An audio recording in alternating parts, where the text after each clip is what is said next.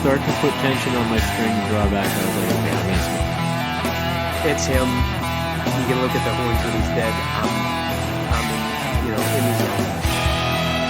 Let the arrow go is perfect. So when they lose their front doors, you start, that's how you know they're smoking. Went about 5-10 more yards. He probably went 20 yards total. Tipped over, tried getting back up. I saw him pull up. We rushed 4 meters rods that night. We got like 166 and something like that, and then the next day we came out to 163 even. You're listening to the White Cat Outdoors podcast, bringing you to the table where we talk about the outdoors.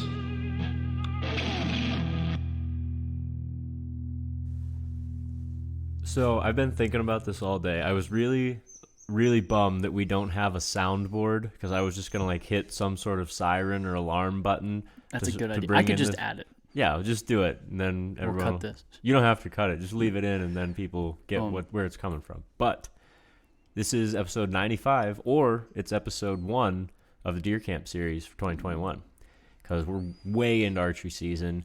And I know what you guys are thinking. Who's here? Who's going to be talking tonight? Obviously, you hear me, and you're like, okay, so maybe White shot a monster buck. Highly unlikely. Didn't happen.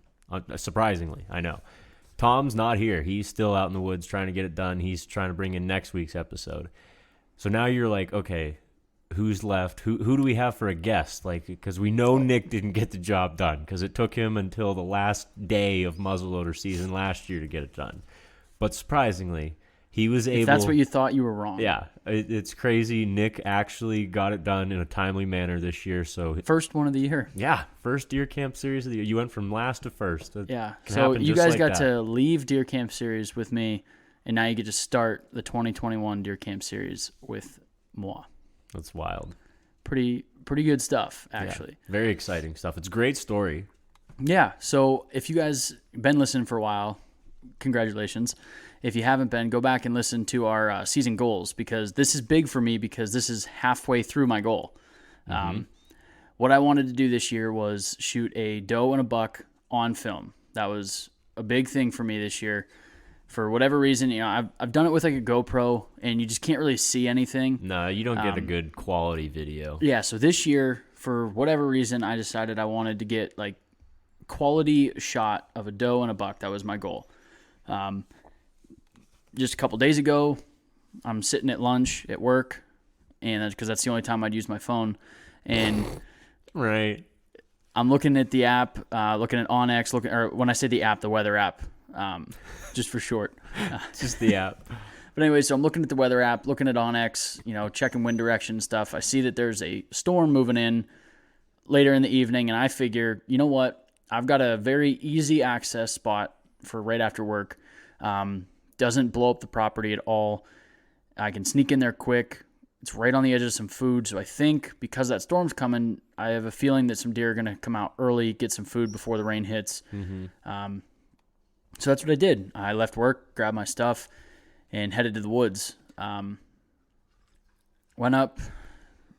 Actually, probably, I guess I could throw it out there. I got a different stand this year, a new mobile stand, and wanted to give that a try. I've been using it all season, but anyway, I was using that, and I went up, I don't know, maybe probably 10 or 11 foot high. Mm-hmm. I wasn't up very high. Yeah. And set up, got my camera all set up, sit down, and I'm just kind of looking over the food plot. That's kind of where I was expecting, a shot to be. Typically, that's why I'm sitting there. Put a food plot there. Yeah, so I even got the camera all focused, ready to go over there.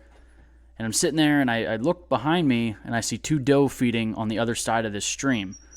I'm like, well, son of a gun, I'm going to have to move, so I move the camera over that way, stand up, swivel around, and I'm watching these 2 doe, and they never cross over the creek. They probably stayed, they were maybe 50 yards or so. Mm-hmm.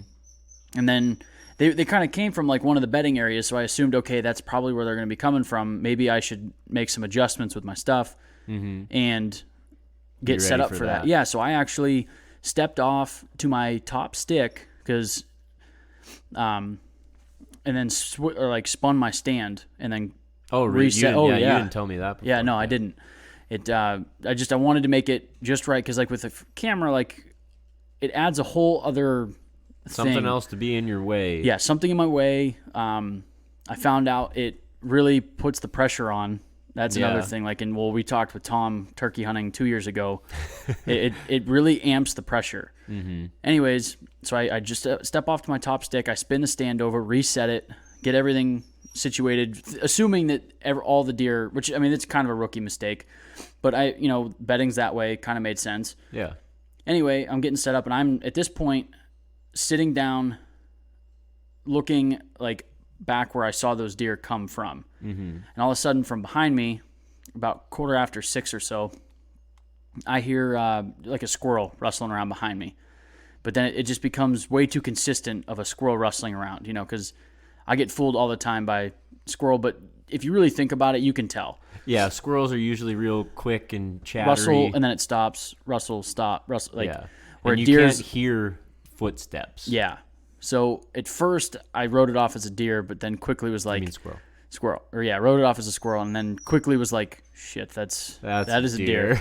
And I am like already like I'm swiveled in my chair, or not swiveled, but like definitely heavily sitting on the left side, turned this way, and the deer's like directly behind me. And I'm like, well, I can't move to look at. I don't know what it is. I know that there is a deer. Yeah. And so I just basically look as hard as I can to the right without moving my head. And I'm just watching. I can hear it moving. I'm like, this thing I know it's got to be 1 foot out of my sight. Yeah, and it's coming. I'm like, what is taking so long? And finally, I just get a glimpse, and I see its nose. And I was like, okay, Hunter, okay, now we know it's deer. Mm-hmm. And I'm looking, and then it steps out, and I'm like, okay, it's a doe. Oh, that's a pretty good doe. I'm going to shoot that.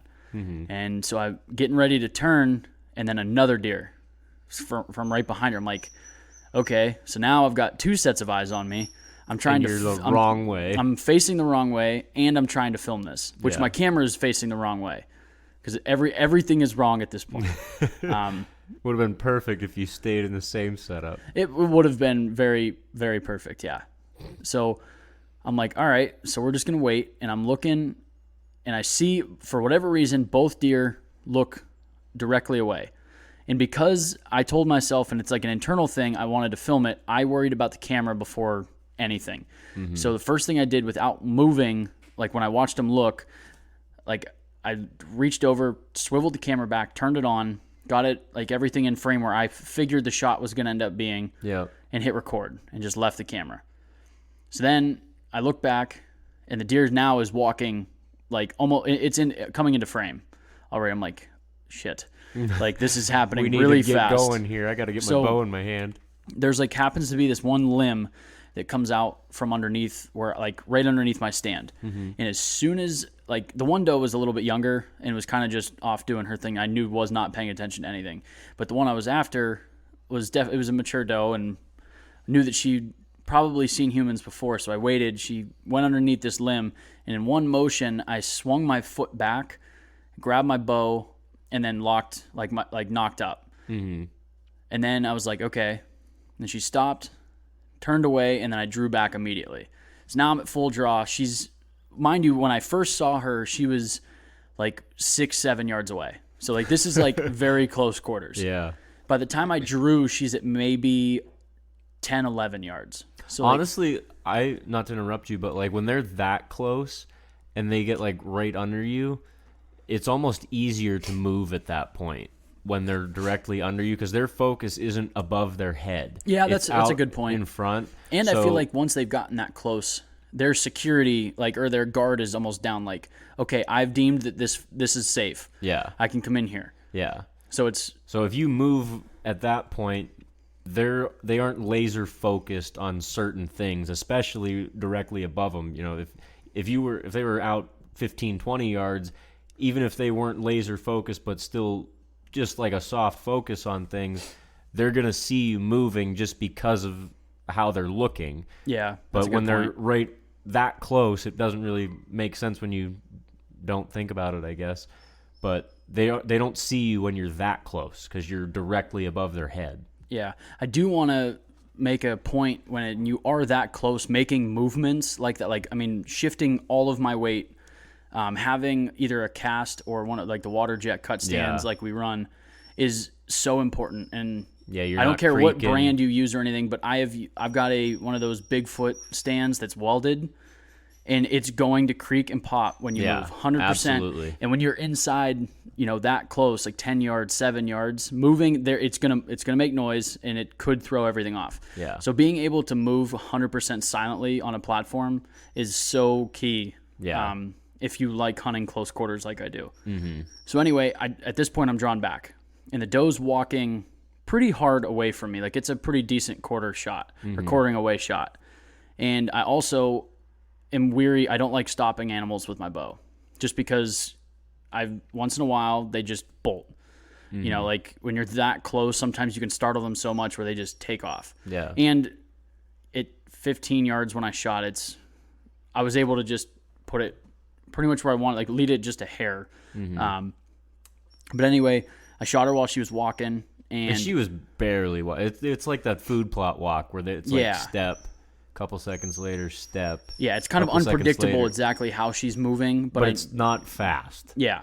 So I basically shot her, like looking at the camera, like she was like mid-step when I shot. But anyway, we waiting for the deer to like kind of get to where I could actually shoot, and I probably was holding it full draw for maybe 15 seconds, so it wasn't like it was that bad. And then she gave me an opening, punched it, and I aimed pretty far back because of the way she was quartering. Like basically what I do when they're quartering like that is I aim for the exit hole, is basically what I'm trying to go for.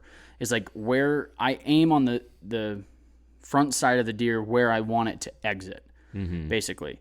And that's exactly what I did. I put it between the last two ribs, quartering away, and it buried the broadhead right into the front shoulder on the other side. Like it poked through the chest cavity, but never broke through the hide.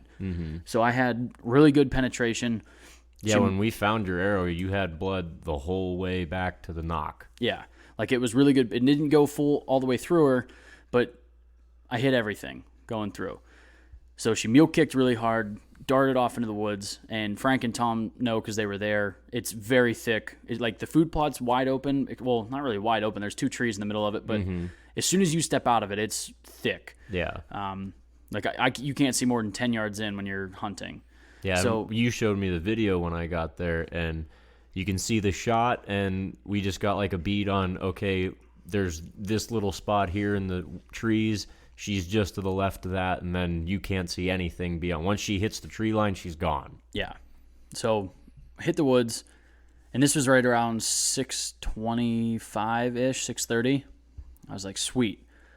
So I sit back down, hang my bow up, and then it hits me, and I'm like, I just shot a deer. Just got the job done Yeah, on I'm like, camera. heck yeah. I'm like, and then I'm wondering, like, for a split second, I was like, I wonder if that was on film.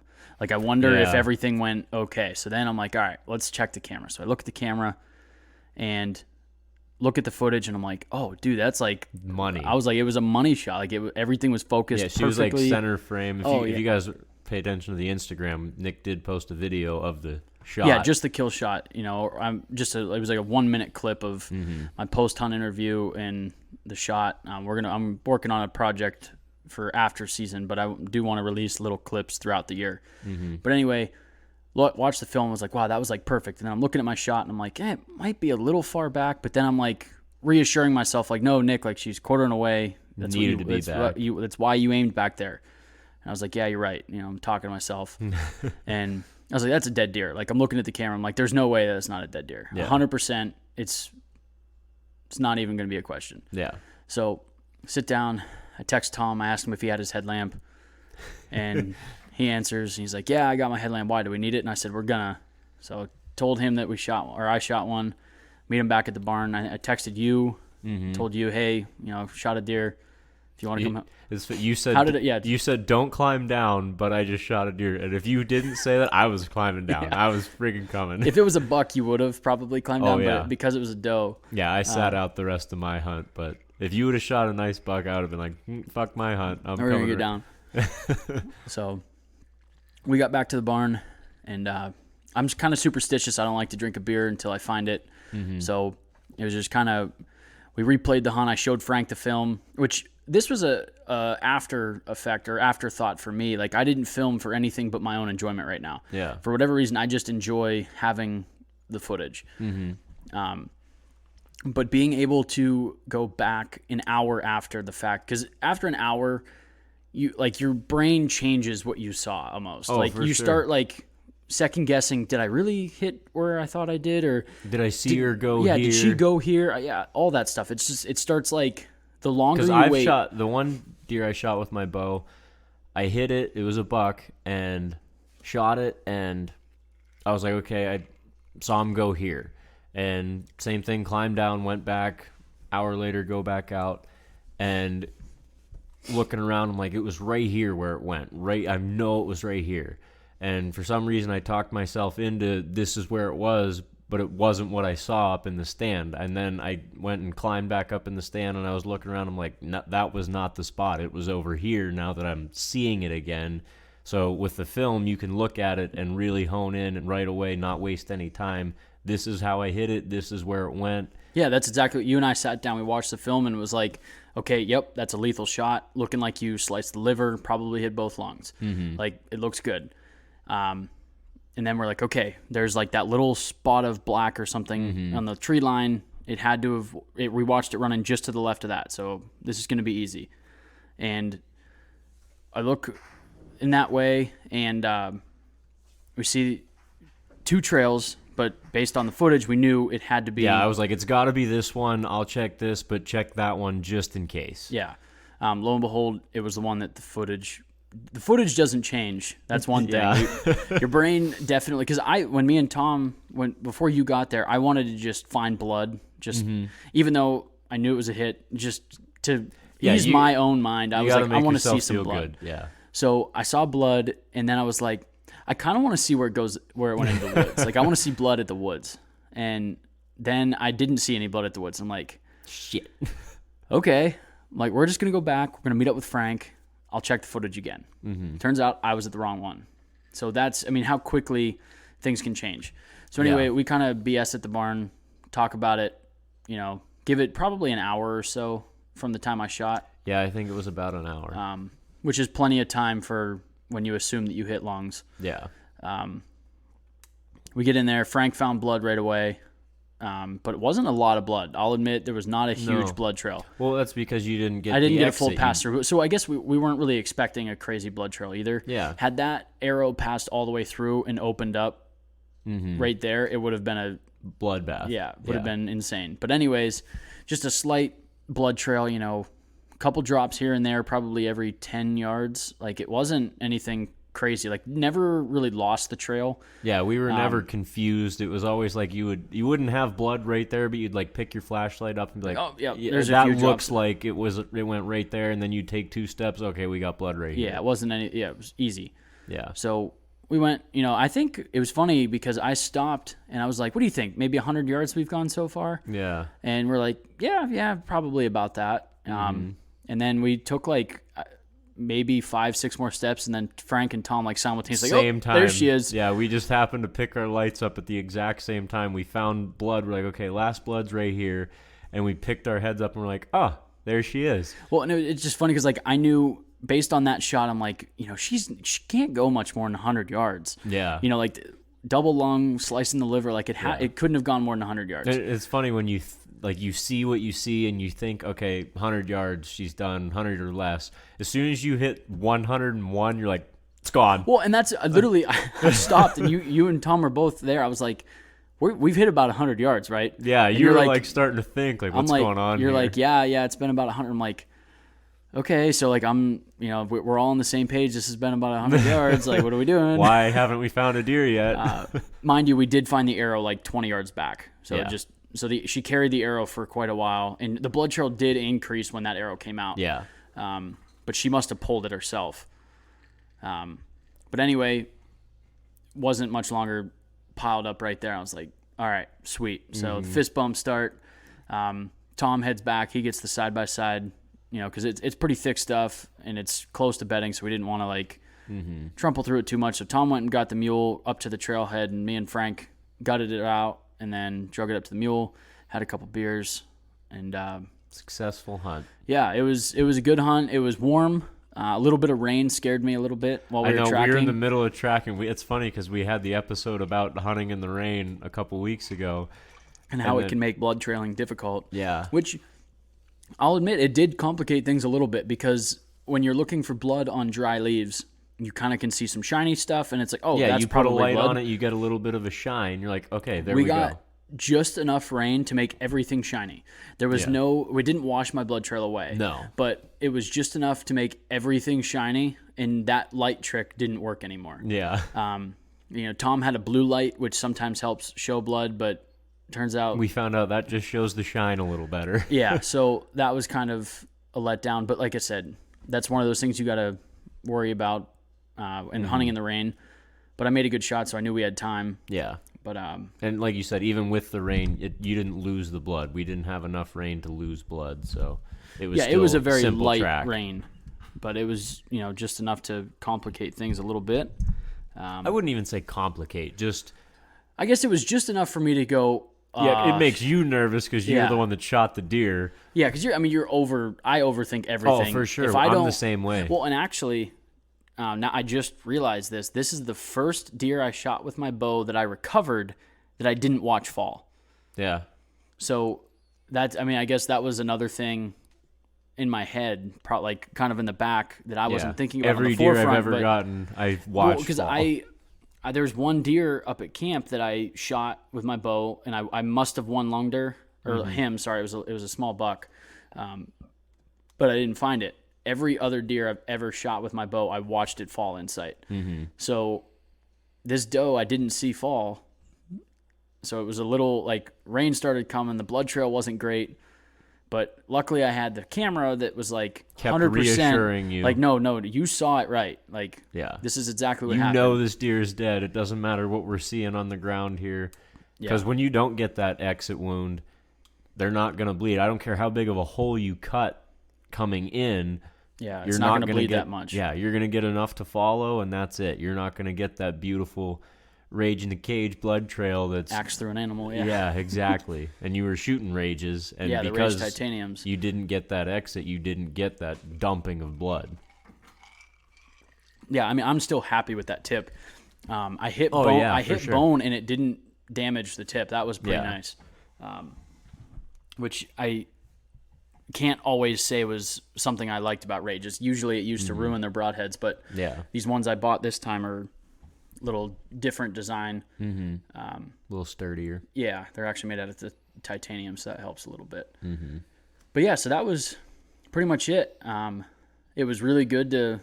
I said early on this year I wanted to shoot a doe early, kind of knock the rust off. I didn't shoot a buck or a doe last year with my bow, so I was ready to knock the dust off. Sometimes you need that. Like, that's how I was last year. I hadn't killed a deer in, I think, 3 years with my And then you bow. went hard in the paint. Yeah, I did. Well, I shot like a doe the year before with my rifle, but like I went through kind of a dry spell, and when you don't shoot something for a while with your bow, especially, you're like, I wonder if I still know how to do Do I this. still have it? Can I And- do this still?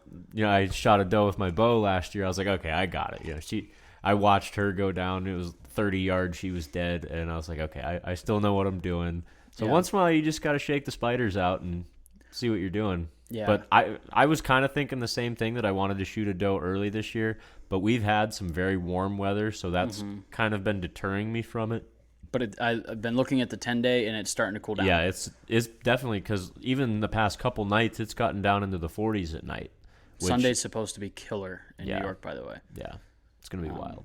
So one thing I do want to bring up too is I don't know if I know I've told you and Tom, but I'm not sure if I've said it on the podcast or not, but I've mentioned that I don't really get that excited shooting doe.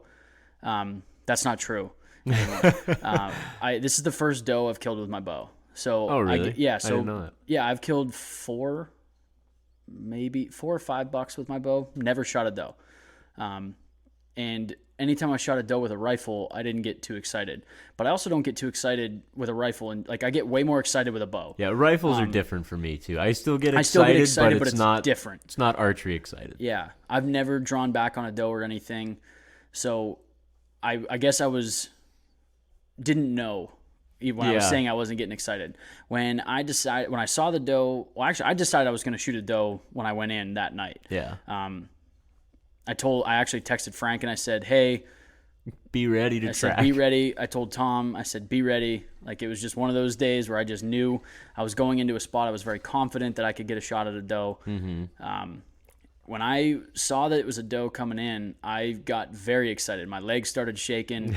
I was able to calm myself down. Yeah. You know, a couple deep breaths. I talked to myself. I'm like, calm down, Nick. Calm down. You Yeah, know? that's the thing. Once you're experienced, you know what you're doing. You've shot bucks with your bow. It's like, okay, I know how to relax myself for game time. Yeah, so I Still got my pumped as excitement. I was hell. like, okay, yeah, this is why I'm out here. You know, Yeah. if I'm not excited, what are you doing? Mm-hmm. So I got super excited, and I was like, okay, you got to settle down and make this count. Game You know, face, I'm bro. like, yeah, game face, exactly.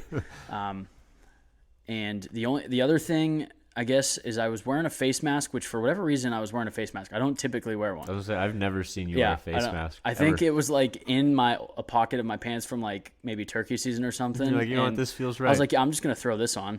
And there's like that little metal piece that sits on, your nose. Well, doesn't that screw with my knock point? Like, so I'm like, I like drew back and tried getting it, and it was like in the way. So I actually used like my finger and like pulled it down below my nose. So it was like a little Hitler mustache like That's on my lip, hilarious. just so I could get the right anchor point. So I'm gonna go back to not wearing a mask again. Smart choice. Yeah. Especially anyway- when your nose is your knocking point. Well, yeah, like not really like my knocking point. Like Yeah, I you like touch. I like the string to touch the tip of my nose. Yeah. And so yeah, there was that. But yeah, I was super excited. It restored something in me because, like I said, I didn't shoot anything last year with my bow, and it was just like hell yeah. And then it worked. It like shot was exactly where I wanted it to be, just perfectly executed.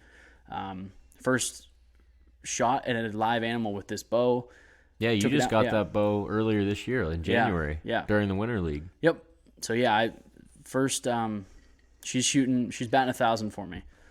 So Tough to argue with success. yeah, and I even turned my bow down this year. I always shot 70, and for whatever reason, this bow's at 70. I think it's because it's so short. It just feels way stiffer than typically I did at 70 pounds. Yeah. So I was like, Lighten her up I'm a gonna little just bit. turn it down. Went to like 63, and it felt like Like 70 on your old bow. Which, I mean, some people may complain about it, but I remember I was telling it to you when I shot a old Matthews for like 10 or 12 years.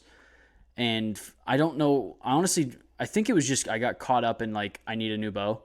And Yeah, just one of those things. Yeah. There's nothing wrong with this bow, but you know what? I need a new it's one. been 10 years. I need a new bow. Yeah. Like somehow I got wrapped up into that. I bought a bow. I You liked went it. from having one bow for 10 years to 2 bows in 1 year. Yeah, and I bought this bow. I liked it. I shot it in Winter League, and then after, I think it was like my first hunt. I told Frank, I was like, I'm getting a new bow. like it's too big. It's too big. I didn't like. I think it's like almost 36 inches. No, I think it's 30, almost 35. Yeah, but I'm saying like with like the ends of your cams, everything. It's like Yeah. it's big. Yeah, axle to axle. is Axle like- to axle was like 35, but with like the measure, like if you're measuring the Cams. widest point of the bow, it's like 36 inches or something, and it was just too big for me. Like I just didn't. The trees I like to hunt in, Yeah. I didn't like it. So I went with something much shorter. I cut almost 10 inches off my bow and went to something with a 27-inch axle to axle.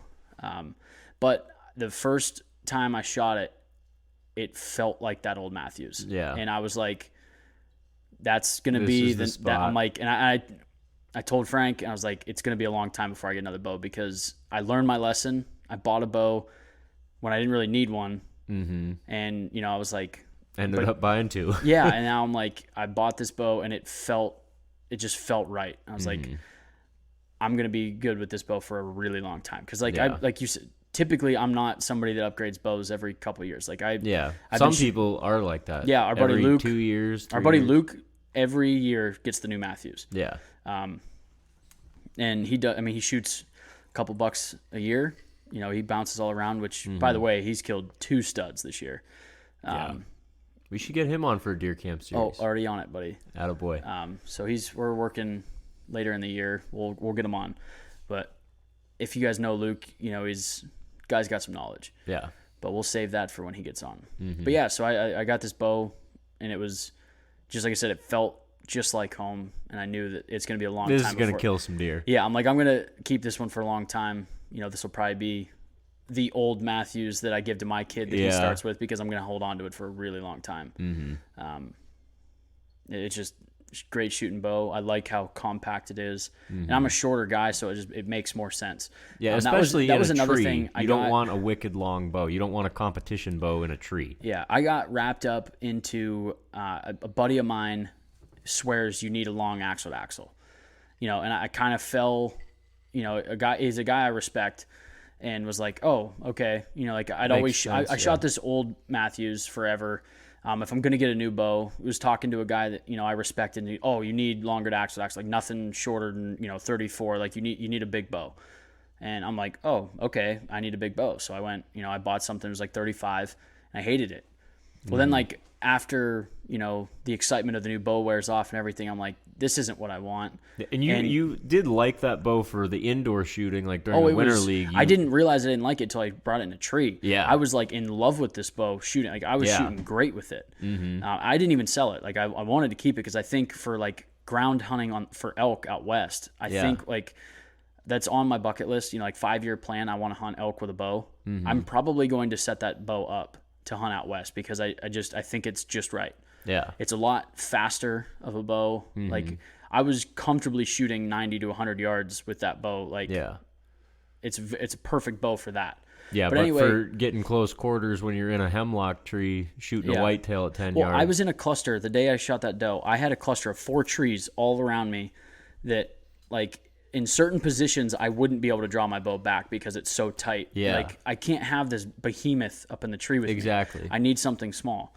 But I guess what I was getting at with that story is the guy that was recommending this longer to axle is over 6 foot, and I'm not even close. So I'm like solid 5'8". Yeah, I'm like, so I didn't take that into account when he said it. I was like, oh yeah, like you need longer to axle. I'm like, his draw length's probably 4 inches longer than me. Like my knocking points are totally different. I don't need that. Yeah. And even with this new bow, like the way the riser is shaped, they claim it shoots fine. Like I never fall into the technology of new bows. I never cared. Companies will say anything to make it sound like the next best thing, or it's exactly what you need, or it's better than this because of this, and it all comes down to comfort with a bow. Yeah. Well, that's the number one thing when you're getting a new bow. Make sure it's comfortable for you. What I did is I went to the pro shop, and I guess I could have talked about this when I got it, but I went to the pro shop and I said, I want to shoot every bow you have under 30 inches axle to axle. Mm-hmm. So I shot like 4 or 5 different bows. I shot Bear, I shot Hoyt, I shot Matthews, I shot Prime, I think Mission maybe. Mm-hmm. And I shot them all. I liked them all, but the Matthews felt like the old Matthews I had. Mm-hmm. And I was just so comfortable with that bow. I shot it for so long. And even after a year with another bow, I couldn't lose that feeling of like every time I was up in a tree and stuff, I'm like, this ain't what I remember. You know, I just got so used to it. And I shot this one. I was like, oh, this it feels like I remember. And now I'm like, I don't care. I didn't care about the technology behind it. Like everybody's, oh, it's got this, it's got that. I'm like, I don't care. I'm like, it shoots great. That's all I care about. Yeah. And now I can say it kills deer too. So. Yes, it does kill deer. So I think we'll close it out on that. Yeah, we got to get out in the woods and stuff. Yeah, we're going to be able to get out before 5. Yeah. So I guess to leave you with, don't get wrapped up into the new bows. They all kill deer. Shoot what makes you comfortable, and not for becoming famous on YouTube, because I will never be famous on YouTube. Film your hunts just for that reassurance.